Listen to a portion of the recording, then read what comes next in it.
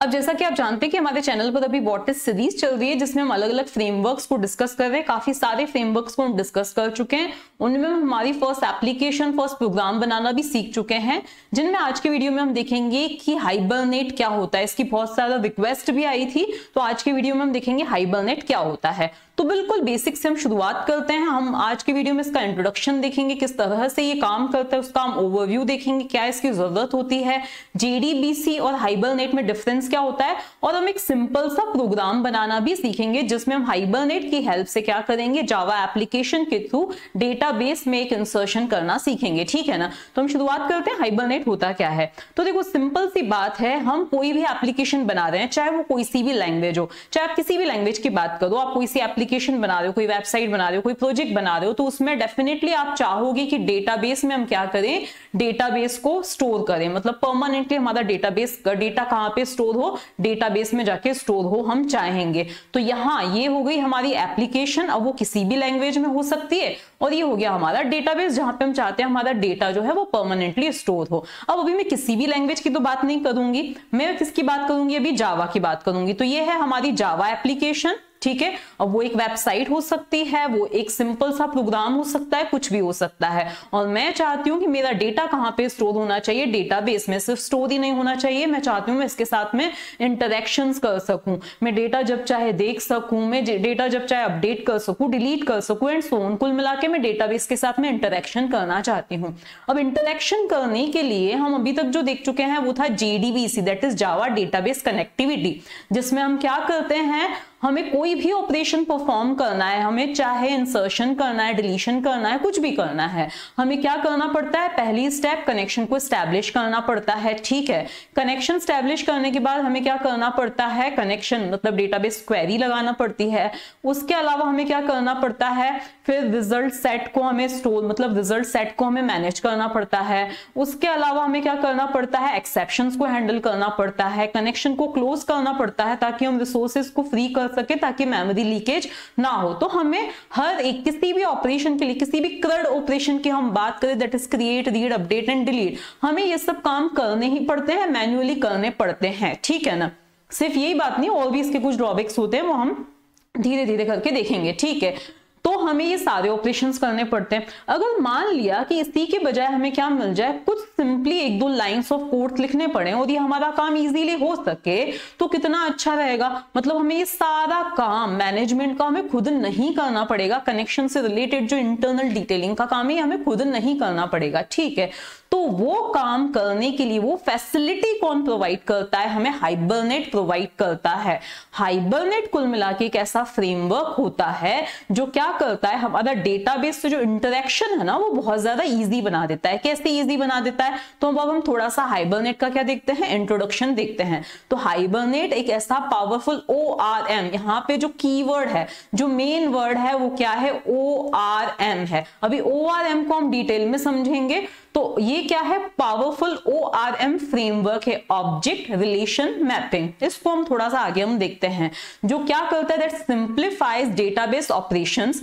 Hibernate operates as a bridge between your Java application, जो आपकी Java application और database के बीच में एक ब्रिज का काम करता है। ठीक है। ये क्या करता है, ये जो भी है, जो भी मैंने थर्ड ऑपरेशन अभी आपको बताया था, इन ऑपरेशंस को क्या कर देता है, इजी बना देता है। कैसे, तो जब आप प्रोजेक्ट पे काम करोगे, जब हम प्रोग्राम बनाएंगे तो आपको सब समझ में आ जाएगा, और हम पूरा देखेंगे कि डिफरेंसेस क्या हैं, किसमें, जेडीबीसी और हाइबरनेट में। इस गलतफहमी में मत रहना कि जेडीबीसी का यूज ही नहीं होगा, वो भी अभी आगे आपको पता चल जाएगा। जेडीबीसी का हम यूज नहीं करेंगे, लेकिन इंटरनली जेडीबीसी का यूज होगा, लेकिन हम नहीं यूज करेंगे, हमारी सुविधा के लिए। किसके लिए है ये हाइबरनेट, हमारी सुविधा के लिए। ठीक है। तो अब हम सीधा आ जाते हैं कि ये हाइबरनेट ORM क्या होता है, ऑब्जेक्ट रिलेशन मैपिंग, जैसे कि मैंने आपको बताया था। देखो आप जावा में कोई से एप्लीकेशन बना रहे हो, ठीक है। जावा में क्या करते हो आप, कोई सा एक स्टूडेंट करके आप देख लीजिए, कोई ऑब्जेक्ट है, मतलब किसी स्टूडेंट की एंट्री को आपको क्या करना है, सेव करना है डेटाबेस में। ठीक है। तो ये क्या हुआ, ये स्टूडेंट की या ये एम्प्लॉय की क्या हो गई, क्लास हो गई। एक एम्प्लॉय की क्या हो गई, क्लास हो गई। ऑब्वियसली इस पे वर्क करना है तो आप इसका क्या बनाओगे, ऑब्जेक्ट बनाओगे। तो यहां आ जाता है आपका ऑब्जेक्ट। इस ऑब्जेक्ट को आप कहां पे सेव करना चाहते हो, डेटाबेस में सेव करना चाहते हो। लेकिन डेटाबेस में तो क्या होती हैं, ऐसे रिलेशंस होते हैं, इसको एक रिलेशन बोला जाता है। ये क्या है, एक रिलेशन है एम्प्लॉय नाम का, ठीक है, जिसमें ये एक टपल हो गई, ये दूसरी रो हो गई, ठीक है। तो आप इस ऑब्जेक्ट की क्या करना चाहते हो, स्टोर करना चाहते हो कहां पे, डेटाबेस में, in the form of a row. तो हाइबरनेट इस तरह की फैसिलिटी क्या करता है, प्रोवाइड करता है, जो क्या करता है, ऑब्जेक्ट को एक रिलेशन में क्या करता है, मैप करता है एक। तो अब ये सब कैसे करता है, तो ऑब्वियसली हाइबरनेटिक फ्रेमवर्क है, तो इसके अंदर ऑब्वियसली क्या होंगी, कुछ क्लासेस होंगी, कुछ ऑब्जेक्ट्स होंगे, तो इसमें भी ढेर सारे ऑब्जेक्ट्स, फंक्शंस, बहुत कुछ होता है। लेकिन कुछ जो मेन होते हैं उनमें एक होता है सेशन। तो सेशन क्या होता है, जैसे आप कोई सा भी एक ऑपरेशन अभी परफॉर्म कर रहे हो, जैसे अभी मैं आपके साथ इंटरेक्शन कर रही हूँ, मतलब हमारा एक सेशन चल रहा है, तो आप डेटाबेस के साथ जो इंटरेक्शन कर रहे हो, तो वो क्या कर रहा है, ये सेशन क्या करता है, कि इंटरफेस का काम करता है, ठीक है। अभी आप रीड ऑपरेशन कर रहे हो, तो वो क्या हो गया, एक सेशन को रिप्रेजेंट किया जा रहा है, ठीक है ना। तो इसी तरह से जैसे अभी क्या हो रहा है, हमारा कम्युनिकेशन हो रहा है, मान लिया, ठीक है, तो ये क्या हो गया, हमारा एक सेशन हो गया, ठीक है। तो किसी भी CRUD ऑपरेशन को क्या करता है, सेशन रिप्रेजेंट करता है। तो ये क्या होता है, एक लाइट वेट ऑब्जेक्ट होता है, ठीक है। इसी तरह से सेशन फैक्ट्री क्या होता है, कनेक्शन को रिप्रेजेंट करता है, मतलब हमारी एप्लीकेशन और डेटाबेस के बीच में कनेक्शन को क्या करता है, रिप्रेजेंट करता है सेशन फैक्ट्री। ये क्या करता है, ढेर सारे सेशंस को क्या करता है, ये मैनेज करता है, क्या, सेशन फैक्ट्री, ठीक है ना। ये क्या होता है, एक हैवी वेट ऑब्जेक्ट होता है। इसी तरह से क्या होता है, ट्रांजैक्शन, ये ऑप्शनल। ट्रांजैक्शन क्या होता है, एक ट्रांजैक्शन, सिंपली ट्रांजैक्शन, जो शुरू से लेकर एंड तक की जो प्रोसेस है, जैसे अगर आप लोगों ने डीबीएमएस पढ़ा हो कभी, तो ट्रांजैक्शन क्या होता है, एक इंटीग्रिटी को क्या करता है, इंश्योर करता है। मतलब आपका जो ऑपरेशन है वो या तो पूरी तरह से कंप्लीट हो या बिल्कुल भी ना हो, बीच में फेलियर ना हो, ठीक है। तो ये होता है ट्रांजैक्शन। तो ये तीन क्या होते हैं, मेन ऑब्जेक्ट्स होते हैं, और भी बहुत सारी फैसिलिटीज ये क्या करता है, हाइबरनेट प्रोवाइड करता है। तो कुल मिला के अगर आपको क्या करना है, इंटरैक्ट करना है, आपको एक ऑब्जेक्ट को मैप करना है किसी रिलेशन में, तो आप क्या करोगे, एक क्लास बनाओगे। मतलब हम जो आज प्रोग्राम बनाएंगे उसमें क्या होने वाली है, क्लास होने वाली है। जैसे मुझे एम्प्लॉय को क्या करना है, मैप करना है रिलेशन में, मतलब मुझे एक एम्प्लॉय को इंसर्ट करना है डेटाबेस में, तो मैं एक एम्प्लॉय का क्या बनाऊंगी, क्लास बनाऊंगी। उसमें जितने मैं एट्रीब्यूट्स देना चाहती हूँ, मतलब जितने मैं टेबल में कॉलम्स देना चाहती हूँ, फील्ड्स देना चाहती हूँ, वो मैं यहाँ पे एट्रीब्यूट्स प्रोवाइड करूंगी एक एक करके। फिर मैं उसमें क्या करूंगी, गेटर्स और सेटर्स लूंगी, ताकि मैं उनको गेट कर सकूं और उनको सेट कर सकूं। गेटर्स सेटर्स का कंसेप्ट आई होप आपने जावा पढ़ी हो तो आपको पता ही होगा, ठीक है। तो इस तरह से मैं एक क्लास बनाऊंगी, ठीक है, और फिर ऑब्वियसली उसका ऑब्जेक्ट बनाया जाएगा ताकि उसको हम एक्सेस कर सके। तो ये हो जाएगा हमारा, इसको पर्सिस्टेंट ऑब्जेक्ट बोला जाता है या एंटिटी बोला जाता है, ठीक है।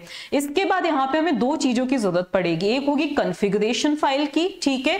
तो कॉन्फ़िगरेशन फाइल में क्या दी जाती है, डिटेल्स दी जाती है कि हम कौन सा डेटाबेस यूज करने वाले हैं, कौन सा कनेक्शन हम यूज करने वाले हैं, मतलब वो इंटरनल डिटेल्स दी जाती है, ठीक है, जिसको हाइबरनेट कॉन्फ़िगरेशन फाइल बोला जाता है। तो एक होगी हमारी कॉन्फ़िगरेशन फाइल जो कि XML फॉर्मेट में होगी, दूसरी होगी हमारी मैपिंग फाइल जो क्या करेगी, जो रिस्पॉन्सिबल रहेगी इस ऑब्जेक्ट को इस रिलेशन में मैप करने के लिए, ठीक है। फिर एक और हमारी क्या रहेगी, एक और हमारी जावा फाइल रहेगी जिसमें एग्जैक्टली हम क्या करने वाले हैं, CRUD ऑपरेशंस परफॉर्म करने वाले हैं, ठीक है। तो ये कुछ स्टेप्स रहेंगी। अब आपके माइंड में रहेगा इससे तो अच्छा है कि हम JDBC कनेक्शन ही यूज कर लें, जिसमें हमें सिंपली क्या लिखना होता है, कोड लिखना होता है।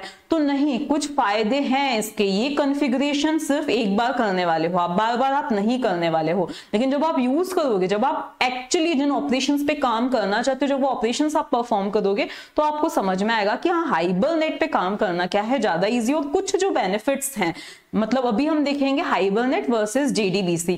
लेकिन दूसरी बात, यहाँ पे इंटरेक्शन के लिए हमें हाइबरनेट ने फैसिलिटीज प्रोवाइड कर दी, ठीक है। लेकिन इंटरनली यहाँ पे क्या यूज होता है, JDBC ही यूज किया जाता है थ्रू हाइबरनेट। मतलब हाइबरनेट जो है इस मैपिंग के लिए JDBC का यूज करेगा, लेकिन हमें इसने सिर्फ एक इंटरफेस प्रोवाइड कर दिया है, ठीक है। तो अब हम इसके बेनिफिट्स देखते हैं। बेनिफिट्स है जो कि आपको साफ दिख ही रहा है, eliminate JDBC boiler plate code. मतलब जो ढेर सारा कोड आपको लिखना पड़ता है हर बार एक सिंपल से ऑपरेशन के लिए, तो वो ढेर सारा कोड, मतलब जो कनेक्शन को मैनेज करने के लिए, ड्राइवर को इंस्टॉल करने, ड्राइवर को रजिस्टर करने के लिए, इसके बाद एक्सेप्शन हैंडलिंग के लिए, इसके बाद कनेक्शन को क्लोज करने के लिए, तो वो सारा कोड आपको बार बार नहीं लिखना पड़ेगा। मतलब बार बार तो क्या, इनफैक्ट एक्सेप्शन हैंडलिंग या कनेक्शन को क्लोज करना है ऑल, इन सब की आपको जरूरत पड़ने वाली ही नहीं है। तो ये तो हुआ इसका पहला बेनिफिट। दूसरा होता है डेटाबेस इंडिपेंडेंट। देखो यहाँ पे आपको कोई एसक्यूएल क्वेरी लिखने की जरूरत नहीं है, यहाँ पे एचक्यूएल का यूज होता है, वो उस पे भी हम आते हैं। तो यहाँ पे आपको क्या लिखना पड़ेगा, कोई एसक्यूएल क्वेरीज लिखनी नहीं है।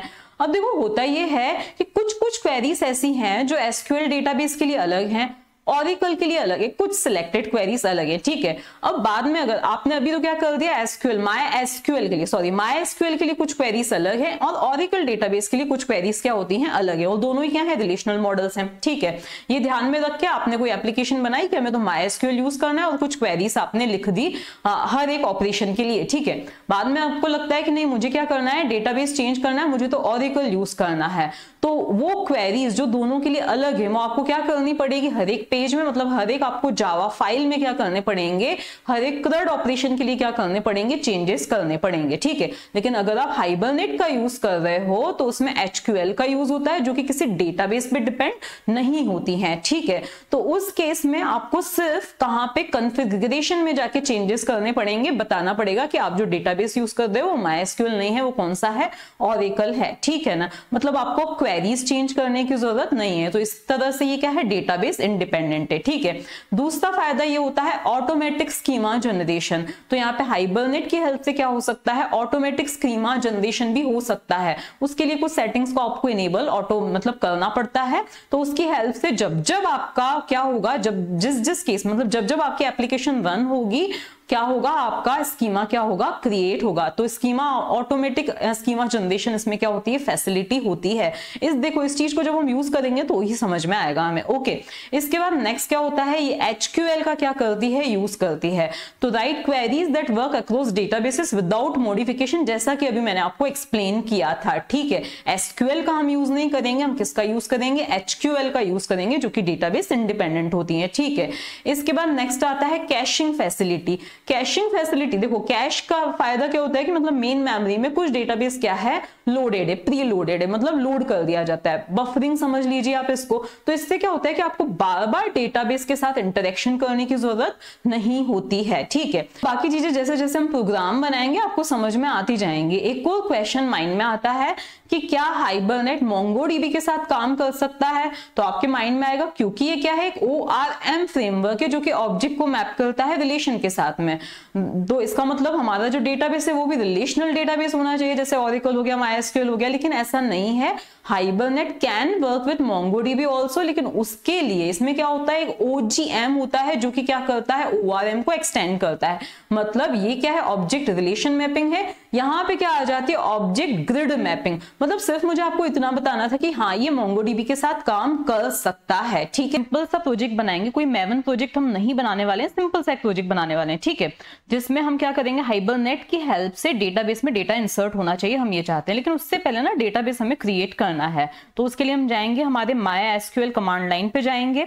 उस पे हमें क्या करना है, क्योंकि यहाँ का पासवर्ड है रूट स्पेस 123, ठीक है।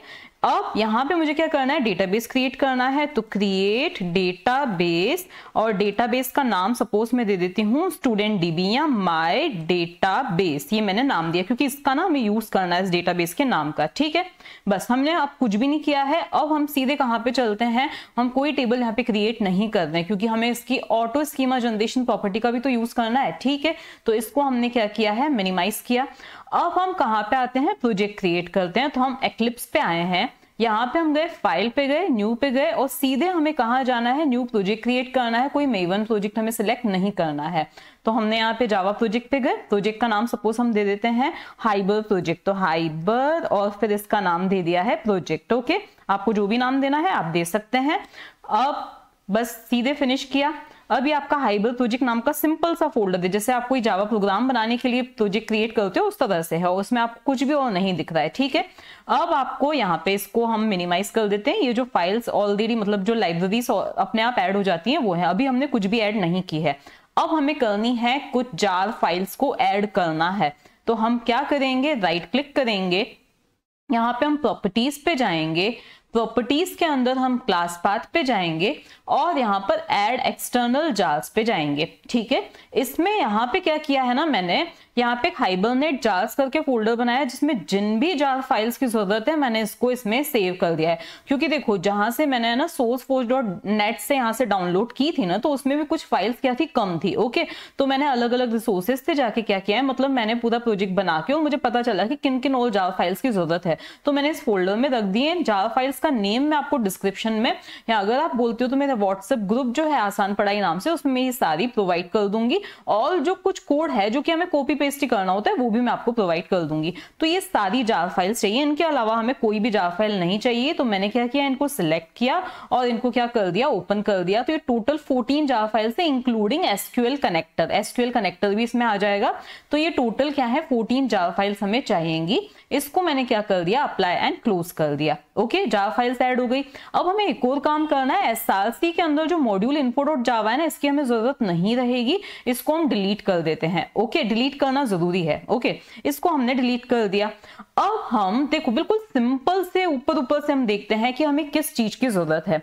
हमें जरूरत किस चीज की है, हमें चाहिए कि हम एक यहाँ पर एक क्लास को मैप करना चाहते हैं, एक ऑब्जेक्ट को मैप करना चाहते हैं हमारे रिलेशन दैट इज हमारी टेबल में। इसका मतलब हमें एक क्लास बनानी पड़ेगी।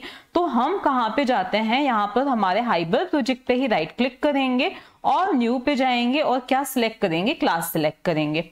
पहले हम पैकेज का नाम बता देते हैं, com.example।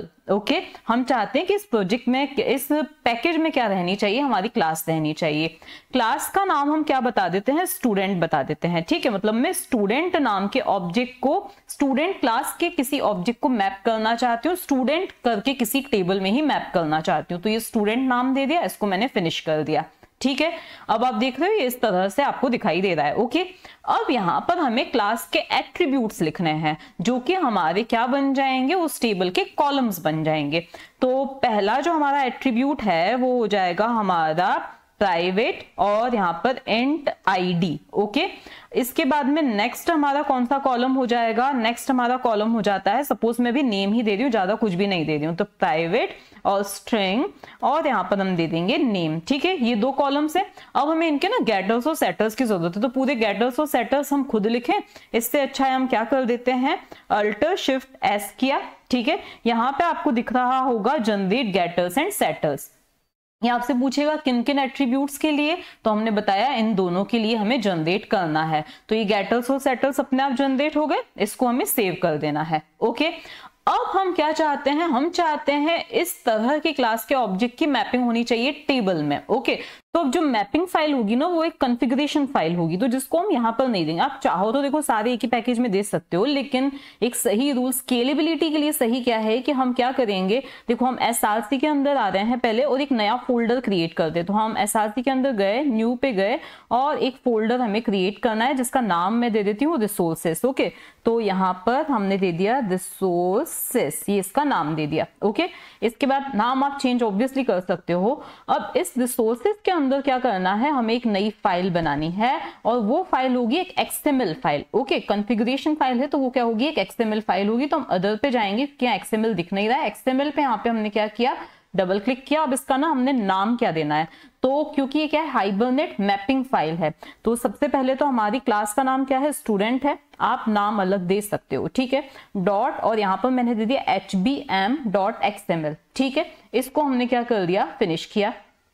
फिनिश करने के बाद यहाँ पर एक ये लाइन लिखनी है, मैं आपको प्रोवाइड कर दूंगी, आप डायरेक्टली वहीं से कॉपी कर सकते हो। ठीक है, इसके बाद यहाँ पे देखो ये क्या है, DTD है। ओके, मतलब यहाँ पर क्या किया जाता है, इस पर्टिकुलर फाइल को क्या किया जाता है, मैच किया जाता है हमारे जो कॉन्फ़िगरेशन फाइल है उससे, कि क्या हम सही रूल्स को फॉलो करके स्ट्रक्चर दे रहे हैं या नहीं दे रहे हैं। ठीक है, तो यहां से क्या की जाती है, मैचिंग की जाती है, मतलब वेरीफाई किया जाता है, आप ये बोल सकते हो। ओके, आपको इसकी इतनी डिटेल में जाने की जरूरत है भी नहीं। ओके, अब हमारी शुरू होती है हाइबरनेट मैपिंग।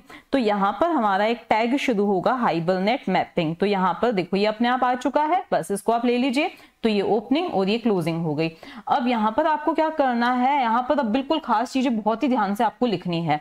पहले आपको देना है कि क्लास आपको कहाँ मिलेगी, तो यहाँ पे आपने दे दिया क्लास, ओके, और इसका आपको क्या देना है, नेम इज इक्वल्स टू, अब आपको क्लास कहाँ पे मिलने वाली है, तो कॉम डॉट एग्जाम्पल, आपका जो पैकेज है वो क्या है, एग्जाम्पल है, उसके अंदर यहाँ पे आपको डॉट लगाना है, डॉट उसके अंदर आपको एक क्लास मिलने वाली है, कौन सी, स्टूडेंट करके, तो ये आपने दे दिया स्टूडेंट करके, तो ये आपने बता दिया कि क्लास का नाम क्या है। इसके बाद आपको क्या बताना है, टेबल इसके करस्पॉन्डिंग कौन सी बननी चाहिए, तो टेबल इज इक्वल्स टू, आप चाहते हो कि इसके करस्पॉन्डिंग जो टेबल बने वो भी क्या होनी चाहिए, स्टूडेंट ही होनी चाहिए, ठीक है। इसके बाद में आपको क्या करना है, इसकी कुछ और प्रॉपर्टीज बतानी है। हमें क्या बताना है, आईडी, ओके, तो यहाँ पे हमने दे दिया आईडी, और आईडी के करस्पॉन्डिंग जो कॉलम है वो क्या है, नेम इज इक्वल्स टू, यहाँ पे भी हमने क्या दे दिया है, आईडी दे दिया है, ठीक है। इसके बाद इस आईडी टैग की हमें क्या करनी है, क्लोजिंग करनी है। इसके बाद में नेक्स्ट क्या आता है, अब देखो अब ये क्या है, आईडी जो कि प्राइमरी की का काम करेगा, तो यहाँ पे आपने आईडी बता दिया, ठीक है।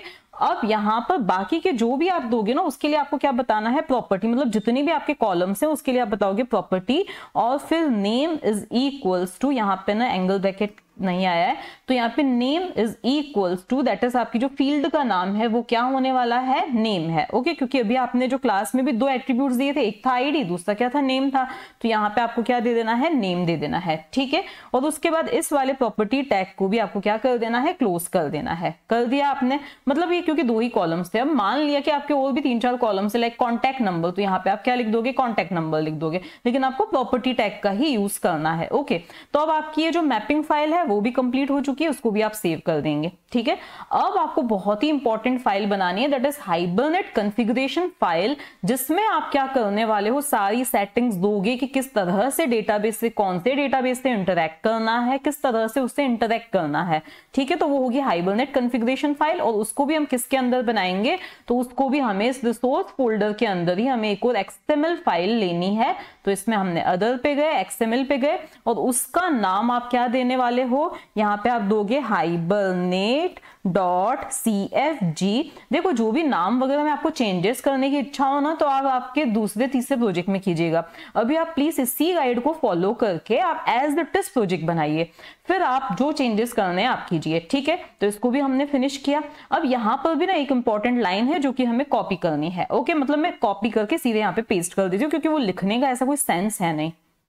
यहाँ पर मैंने क्या की है, इस लाइन को, इस URL को क्या कर दिया है, पेस्ट कर दिया है सीधे। मतलब ये क्या करता है, ये डिफाइन करता है डॉक्यूमेंट टाइप डेफिनेशन, मतलब यहां से वैलिडेट किया जाएगा हमारी कॉन्फ़िगरेशन फाइल, हम जो कॉन्फ़िगरेशन अभी देंगे उसके स्ट्रक्चर को वैलिडेट किया जाएगा कि हम जो स्ट्रक्चर प्रोवाइड कर रहे हैं वो उसके साथ क्या कर रहा है, मैच कर रहा है या नहीं कर रहा है। मैच कर रहा है मतलब उसके रूल्स को फॉलो कर रहा है या नहीं कर रहा है, ठीक है। अब यहां से शुरू हो जाता है हमारा हाइबरनेट का कॉन्फ़िगरेशन। तो ये यहाँ पे देखो अपने आप आ गया हाइबरनेट कॉन्फ़िगरेशन, बस इसी के अंदर हमें बहुत सारे टैग्स लिखने हैं। सबसे पहला जो टैग होने वाला है वो होने वाला है हमारा सेशन फैक्ट्री, ठीक है। अब क्योंकि हम बहुत सारे सेशंस बना सकते हैं हमारे प्रोजेक्ट में जो कि डेटाबेस के साथ इंटरैक्ट करेंगे, तो उन सेशंस को ये जो मैनेज कौन करेगा वो है सेशन फैक्ट्री, ठीक है। तो यहाँ पे हमने क्या दिया है, सेशन फैक्ट्री करके एक टैग दिया है, ओके। इसके अंदर अब हमारी बहुत सारी चीजें आएंगी, उनको आपको ध्यान से समझना है। देखो ये सारी चीजें मैं ना कॉपी पेस्ट नहीं कर रही हूँ, खुद आपको लिख के बता रही हूँ, ओके। तो सबसे पहली हमारी चीज क्या आ जाती है, देखो हम नॉर्मली क्या करते हैं, डेटाबेस के बारे में कुछ चीजें देते हैं, लाइक कनेक्शन प्रोवाइडर देते हैं, डेटाबेस का URL देते हैं, डेटाबेस का यूजर नेम, डेटाबेस का पासवर्ड देते हैं। तो ये सारी चीजें एक बार तो हमें प्रोवाइड करनी ही पड़ेंगी, ठीक है।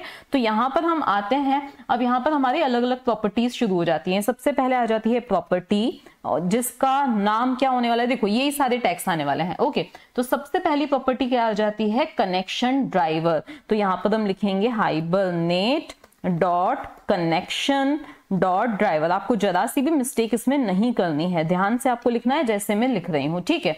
अब कनेक्शन ड्राइवर मतलब मेरी प्रॉपर्टी का नाम ये है, उसकी वैल्यू जो है वो मैं यहाँ पे प्रोवाइड करूंगी।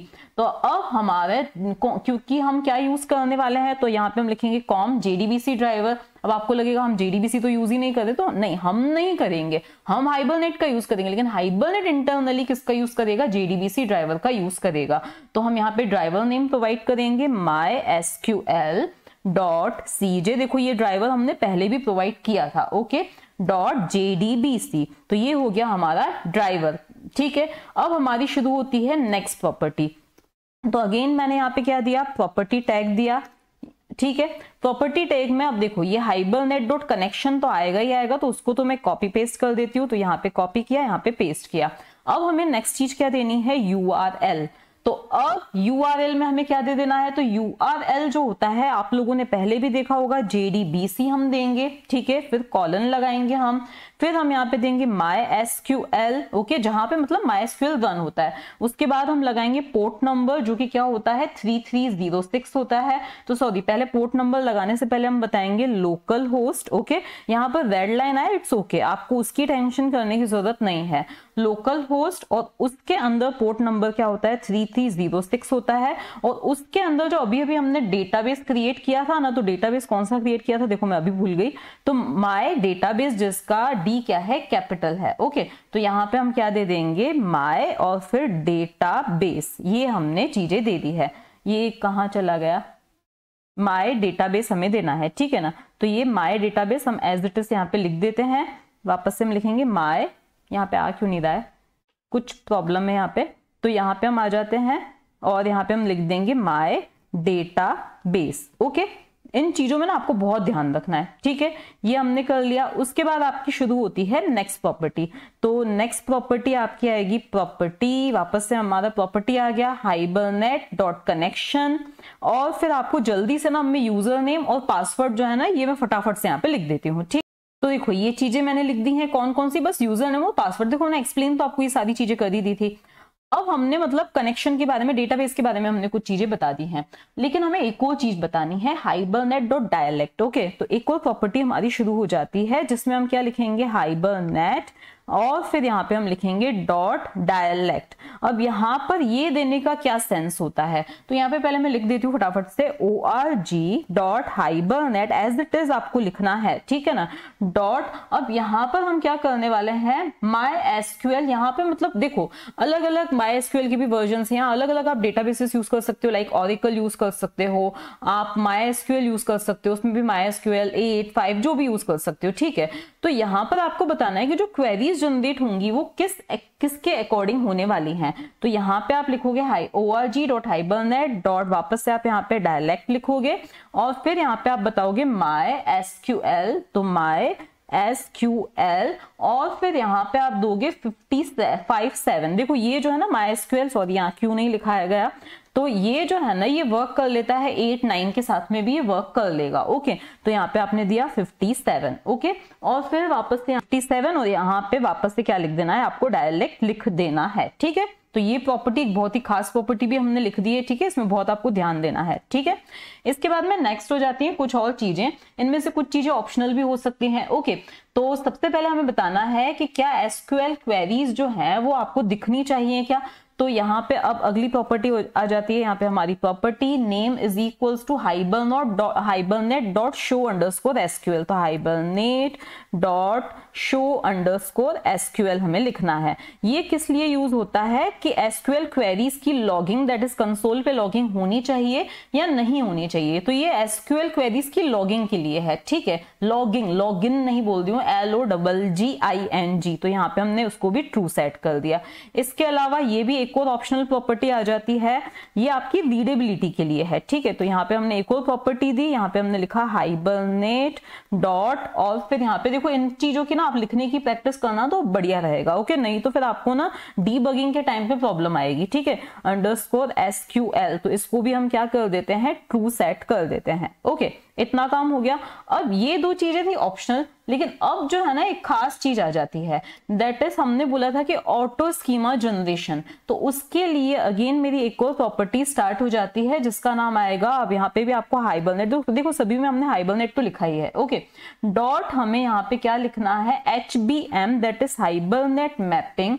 और फिर यहाँ पे हम क्या कर रहे हैं, 2 लिख रहे हैं, DDL that is data definition language dot auto. अब इसमें अलग अलग प्रॉपर्टीज, आप इसके अलग अलग वैल्यूज आप दे सकते हो। यहां पर अगर आप क्या दे देते हो, क्रिएट दे देते हो, तो ईच टाइम क्या होगा कि आपकी नई टेबल क्रिएट होगी अगर एग्जिस्टिंग पहले से बनी हुई है तो वो क्या हो जाएगी, ड्रॉप हो जाएगी। ओके, लेकिन मैं यहाँ पे क्या दे रही हूँ, अपडेट दे रही हूँ, जिससे ऐसा नहीं होगा। ओके, तो यहाँ पे हमने क्या दिया है, अपडेट दिया। और अगर आप ये सब नहीं देते हो तो ईच क्या होगा, आपको टेबल मैन्युअली वहां पे जाके क्रिएट करनी पड़ेगी, तो हम ऐसा भी नहीं चाहते हैं। अब लास्ट बहुत ही इंपॉर्टेंट चीज है, वो क्या है, मैपिंग फाइल। अभी अभी हमने एक मैपिंग फाइल बनाई थी student.html, ठीक है। बस हमें यहाँ पे क्या करना है, उसका पाथ प्रोवाइड करना है। तो मुझे क्या बताना है कि भाई मैपिंग रिसोर्स मुझे कहाँ से मिलने वाला है। तो ये अगेन यहाँ पे मुझे क्या करना है, हाँ, तो मैपिंग और फिर उसका रिसोर्स हमें प्रोवाइड करना है। तो ये दिया मैंने, रिसोर्स इज इक्वल्स टू, अब ये जो मैपिंग फाइल है ना, आपको इसका क्या देना है, पाथ देना है। और कोई आपको एब्सोल्यूट पाथ देने की जरूरत नहीं है, रिलेटिव पाथ देना है। लेकिन देखो कुछ क्या होता है, कंफ्यूजन होता है, ठीक है। तो आप क्या कर सकते हो, यहाँ से राइट क्लिक करोगे, प्रॉपर्टीज पे जाओगे और यहाँ से आप इसका जो एब्सोल्यूट पाथ है ना, वो क्या कर सकते हो, कॉपी कर सकते हो, ठीक है। लेकिन ये जो है ना, बेस्ट प्रैक्टिस नहीं होती है। तो सही क्या है कि आप उसका क्या दो, रिलेटिव पाथ दो। ओके, तो हम क्या करेंगे, इसका रिलेटिव पाथ देने के लिए ये जो सारी चीजें ना, इसको यहाँ से क्या कर देंगे, डिलीट कर देंगे। कितनी चीजें, ये सी ड्राइव तक इसको डिलीट कर दिया। अभी इसका क्या आ चुका है, रिलेटिव पाथ हमने यहाँ पे दे दिया है, ठीक है। अब बस हमें इसकी भी क्या कर देनी है, क्लोजिंग कर देनी है। तो ये आपने बता दिया कि आपकी जो मैपिंग फाइल है वो आपको कहां से मिलने वाली है। तो अब जाके आपका ये जो बहुत ही जो टफ चीज जिसको मानी जाती है, हाइबरनेट कॉन्फ़िगरेशन फाइल, उसको आपने खुद ने लिखना सीख लिया। क्या करना है, मेन क्लास बनानी है, दैट इज जहां पे हम इन सभी चीजों को यूज करने वाले हैं, ठीक है। तो अगेन हम कहां पे जाएंगे, हमारे हाइबर प्रोजेक्ट पे जाएंगे, न्यू पे जाएंगे और क्लास पे जाएंगे। उस क्लास का नाम मैंने मेन दे दिया है, आपको अगेन जो देना है आप दे दीजिए, ठीक है। मेन दे दिया हमने। अब वो उसी पैकेज के अंदर बननी चाहिए थी, लेकिन वो उस पैकेज के अंदर नहीं बनी है, तो इट्स ओके, हम उसको कहां ले आते हैं, इस पैकेज के अंदर ले आते हैं, ठीक है। तो अब हमारे इस com.example के अंदर ये main.java आ चुकी है, ठीक है। यहाँ पर ना कुछ पैकेजेस को आपको क्या करवाना है, इंपोर्ट करवाना है। मैंने सीधे इनको पेस्ट कर दिया है, ठीक है। येलो लाइन अभी आ रही है क्योंकि अभी इनको हमने यूज नहीं किया है। अब हम क्या करेंगे, मेन फंक्शन लिखेंगे जैसे हम हमेशा लिखते हैं। तो पब्लिक स्टैटिक, क्योंकि हमारे ये क्या है, नॉर्मल एक प्रोग्राम है, ओके। तो इसके लिए हमारा मेन फंक्शन का होना जरूरी है। तो यहाँ पे जैसे आप स्ट्रिंग और फिर ARGS ARG जो भी आप लिखते हो वो आप यहाँ पे दे दीजिए आर्ग्यूमेंट्स के लिए। अब यहाँ पे हमारी खास बॉडी आएगी जहां पे हम हाइबरनेट का यूज करने वाले। अभी तक हमने सिर्फ कॉन्फ़िगरेशन एंड मैपिंग की है।